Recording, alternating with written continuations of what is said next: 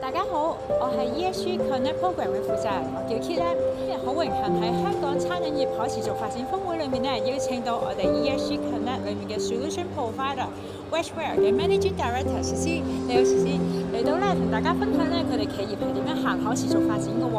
今日 Westware 咧，其實我哋係供應有好多一連串嘅一個全部都係植物纖維製造嘅一次性食品餐具啦，咁同埋佢咧係可以完完全全咧同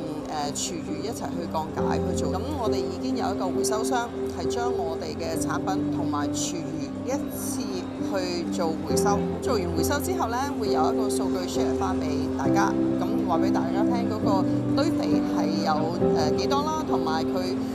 嗰個 recycling 嘅過程係需要幾多嘅時間。咁好有用㗎，因為對大嘅機構啊、餐廳都會可以幫到佢哋去推廣 ESG 呢一個項目。好開心我哋可以今日喺呢度參與啦，因為有好多好頂尖嘅餐廳啊，同埋公司啊一齊嚟，我哋有 brainstorming， 有喺意見上面去大家去支持大家去做嘅嘢，去喺環保走數呢一個項目咧，可以更加出一分力。咁其實我諗我哋最終嘅目的咧係好希望少啲嘢 send 去堆填區，咁所以多啲認識我哋公司嘅理念同埋我哋嘅產品。Again 都要多謝 HKQAA 啦，因為喺呢個方面